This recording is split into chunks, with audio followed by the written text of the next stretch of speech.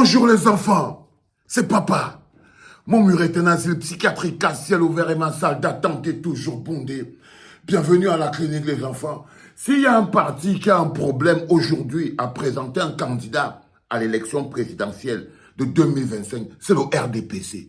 Il est temps qu'ils arrêtent l'esbrouf et il est temps que le peuple stoppe cet esbrouf.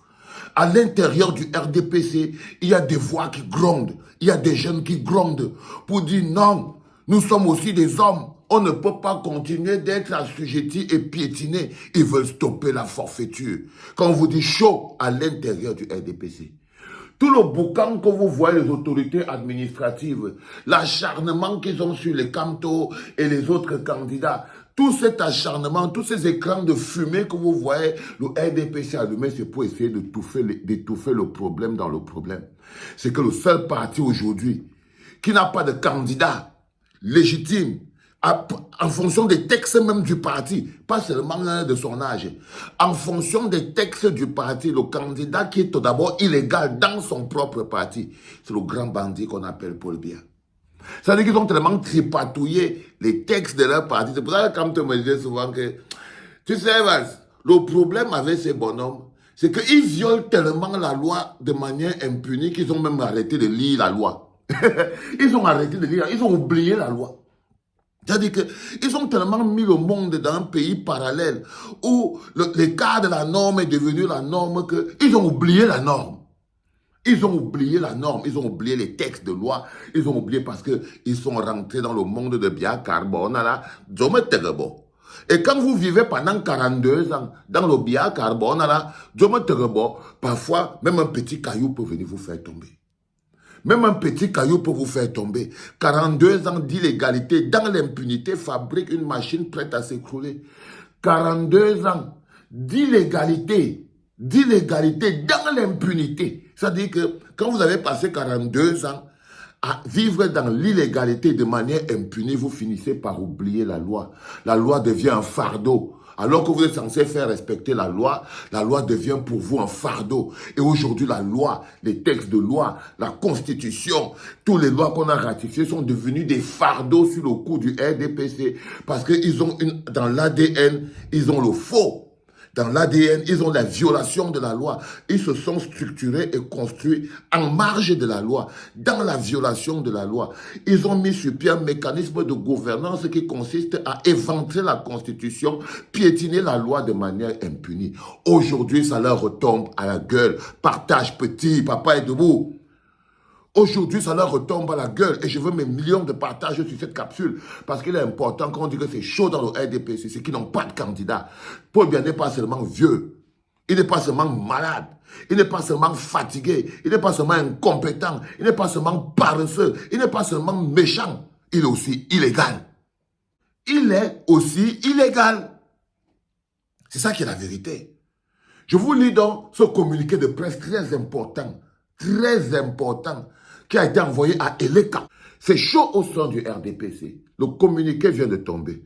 L'opinion publique nationale et internationale est informée ce jour que nous avons formellement notifié au président du Conseil électoral Eleka une copie de la signation en référé visant à la désignation d'un mandataire ad hoc. Ce dernier aura pour mission de convoquer le congrès ordinaire du RDPC et d'en arrêter l'ordre du jour. Par cette saisine, le conseil électoral est désormais avisé que notre parti, le RDPC, dont vous comprenez très bien que c'est un militant du RDPC qui parle, vous comprenez très bien que c'est à l'intérieur du RDPC que ça gronde. Que tout le bruit, toutes les petites odeurs qu'ils essayent de déféquer autour des autres candidats, toute cette puanteur qu'ils inondent le pays avec, c'est qu'ils croient que ça peut être plus puant que la puanteur même qui existe à l'intérieur du RDPC. C'est qu'ils pensent que tous les odeurs qui font émaner autour du Cameroun là peuvent être plus pestilentielles que l'odeur qui émane même à l'intérieur du RDPC.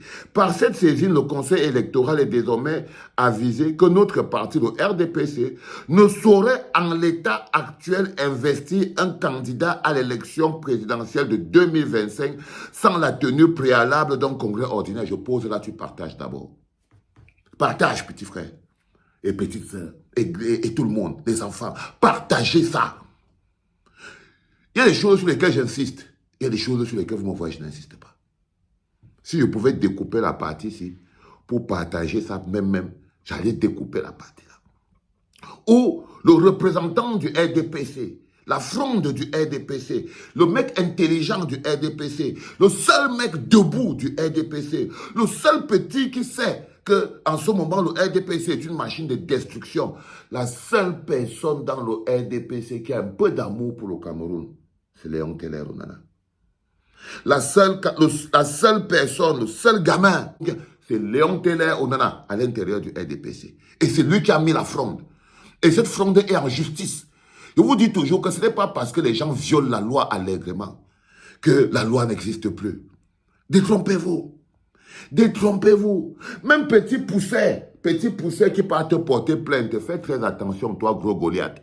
Même petit David qui te porte plainte, fais très attention, toi, grand Goliath, ça peut venir te trouver. Ça va venir te trouver. Parce que le temps de la loi, le temps de la justice. Ah, les enfants, allez partager ça, je redis. Par cette saisine, le Conseil électoral est désormais avisé que notre parti, le RDPC, ne saurait en l'état actuel investir un candidat à l'élection présidentielle de 2025 sans la tenue préalable d'un congrès ordinaire. Vous comprenez donc pourquoi ils essaient d'étouffer les autres candidats? Pourquoi ils essaient d'étouffer l'opinion publique? Pourquoi ils essaient de créer les affaires dans l'affaire? C'est parce qu'eux-mêmes n'ont pas de candidat. Ils ne peuvent même pas investir un candidat. Alors si, sans déclencher un congrès. Donc, c'est des gens qui sont déjà d'abord eux-mêmes, ils fonctionnent déjà d'abord comme un cartel de brigands.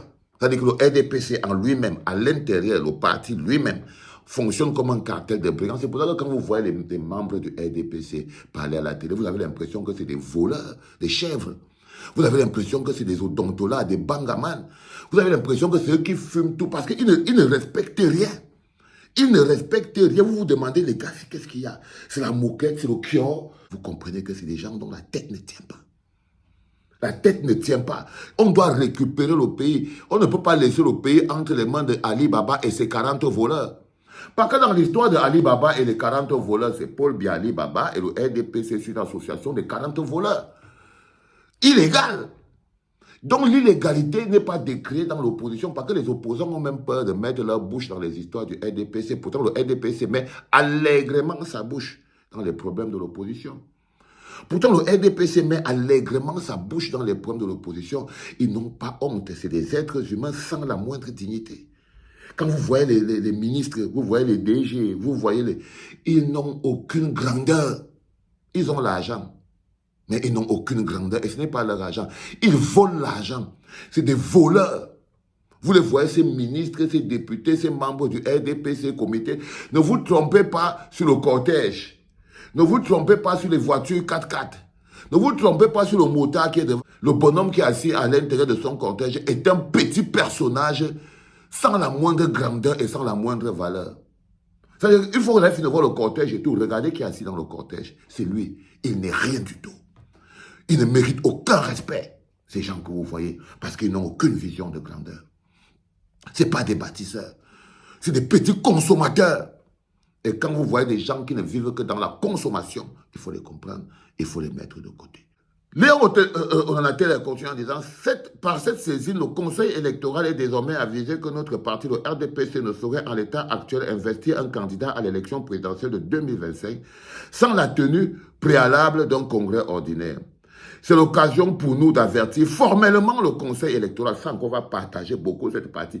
Partagez encore beaucoup cette partie, les enfants. Partagez encore beaucoup cette partie. C'est l'occasion pour nous d'avertir formellement le Conseil électoral qu'il ne devra donner suite à aucune candidature sans s'être assuré que cette procédure a été menée en bon terme. Ça veut dire que Léon Onana Teller rappelle à Elekam, et Léon Onana Teller n'est que la voix, hein. Détrompez-vous. Derrière lui se cachent des centaines et des centaines de lâches qui sont à l'intérieur du RDPC, qui ont peur de parler. Ils ont envoyé Léon Onana Teller devant. Donc ne croyez pas que c'est une histoire qui concerne Léon Onana Teller tout seul. Non! Arrêtez d'être des enfants. Arrêtez d'être des mioches. cette histoire, derrière Léon Onanatélé, il y a une vraie fronde. Il y a une vraie fronde. Lui, il n'est que la face visible de l'iceberg. Si on vous donne les noms qui sont derrière Léon Onanatélé, pourquoi il parle pour que c'est pour rien que le dossier a été accepté à la justice, que c'est pour rien qu'ils sont assis là-bas pour parler de ça? Non. Que c'est pour rien que... Comment il a fait pour que tous ces documents arrivent jusqu'à Elekam? Non, les enfants, ne soyez pas naïfs. Ne soyez pas naïfs.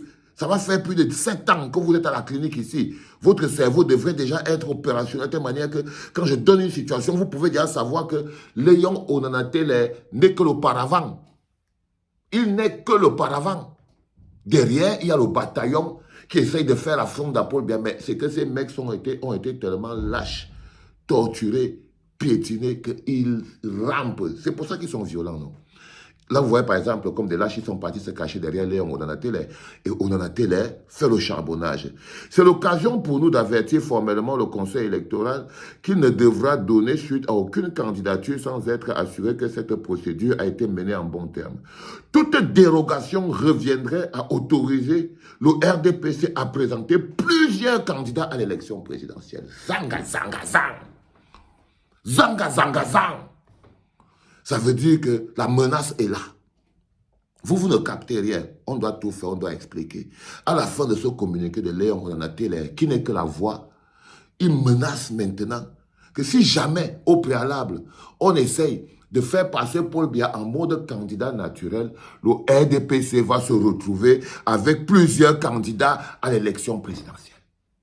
Ça veut dire que nous allons nous retrouver avec plusieurs candidats. Le RDPC, la fronde à l'intérieur du RDPC, prévoit que si on ne fait pas attention, on va se retrouver avec plusieurs candidats du RDPC à l'élection présidentielle. Le moment est venu pour Elekam d'affirmer urbi et orbi sa neutralité vis-à-vis de l'administration et de l'autorité politique dont ils tiennent leur nomination. Document fait à Monatélé, Pays des hommes intègres, à Monatélé, le 18 juin 2025, Léon Télé Onana, qui n'est que la voix. Il n'est que la voix. Fiston, j'espère qu'à chaque fois que j'ai dit partage, tu partages. Mais si toi, tu n'as pas compris, tout le reste va comprendre. Tous les RDPcistes vont comprendre. Ils vont savoir qu'on a inventé et qu'on est prêt à faire une pénétration dans leur surface de réparation. C'était papa, les enfants.